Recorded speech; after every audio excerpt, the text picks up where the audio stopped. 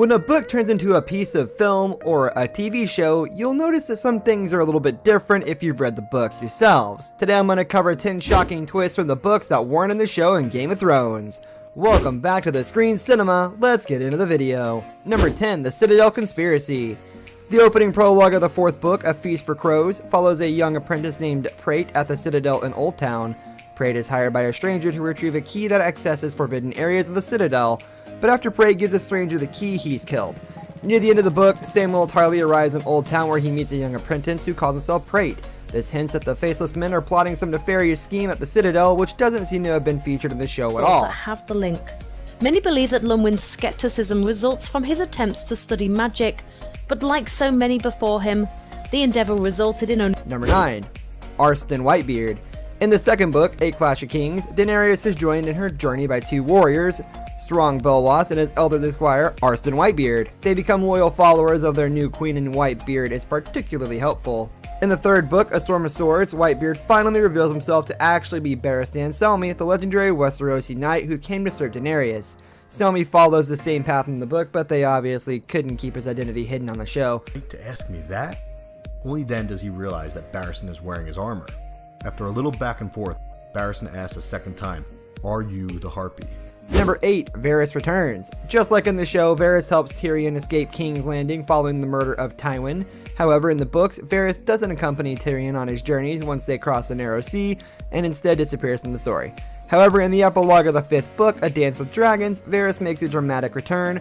Following Cersei's imprisonment, Kevan Lannister takes charge in King's Landing, but when he returns to his chambers, he is shot by Varys with a crossbow, who then orders his little birds to murder Kevan.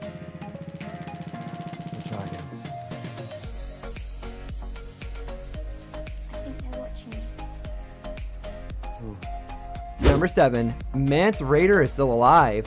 Following his failed attack on Castleback, Mance Rayder, the so-called King Beyond the Wall, is taken prisoner by Stannis Baratheon and sacrificed to the Lord of Light by being burned alive. This happens in both the show and the books. However, it is later revealed that the man who was burned alive was no Mance Rayder, as Melisandre used magic to make another man look like Mance.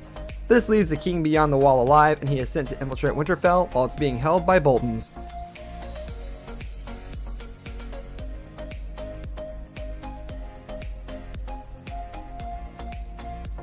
Number 6, Prince Doran's Plan. Prince Doran is a pretty forgettable character in the show, as the leader of Dorne appears to be pretty ineffective. He appears in a few episodes before he is quickly killed off by Ellaria Sand, who steps in to become the new leader. A Feast for Crows, Doran is simply weak and seems eager to follow the Lannisters' commands, even after his brother, Oberyn, is killed at King's Landing. However, Doran later reveals this to be a ploy, and he secretly is forming a plan to support Daenerys in her war against the Lannisters. Frown upon those of low birth. In other places, the rape and murder of women and children is considered distasteful. Number 5, Ramsay was Reek. Before Ramsay Snow was introduced in the books, Robb receives word that Roose Bolton's bastard son has been accused of heinous crimes and put to death. Meanwhile, in Winterfell, Theon Greyjoy has taken the castle and is helped by a northern peasant named Reek, who claims to have served Ramsay. When Theon is surrounded by a northern army, Reek volunteers to sneak out of the castle and go find help. He then returns with his own army and slaughters the northern army and takes Winterfell for himself, while revealing that he was Ramsay Snow the whole time. Number 4, Tyrion's wife. In the 1st season of the show, Tyrion tells his story of falling in love with a woman and secretly marrying her, but when his father finds out, Tywin reveals the truth that the girl was a prostitute Jaime hired for his younger brother, and Tywin proceeds to have all his guards rape her while Tyrion watches, and he is eventually forced to participate. This story is in the books as well, but when Jaime helps Tyrion escape King's Landing, he reveals the actual truth. The woman was not a prostitute, and she really did love Tyrion. This revelation is what drives Tyrion to kill Tywin. Number 3, Lord Manderly's Plan. Though he is barely featured in the show, Lord Wyman Manderly is something of a fan favorite among book readers. He is a northern lord who Davos goes to treat with on behalf of Stannis, hoping he will join his side. But when Davos arrives, he finds Manderly hosting the Freys and orders Davos to be executed.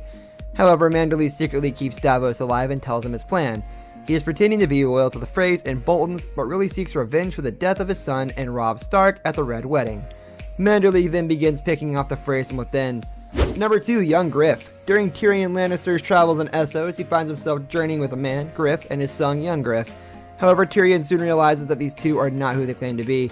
He works it out that Griff is actually Jon Connington, a Westerosi lord who served King Aerys, while young Griff is apparently Aegon Targaryen, the son of Rhaegar and Elia Martell, who was thought to have been killed during the sack of King's Landing. They plan to return to Westeros and make Aegon king.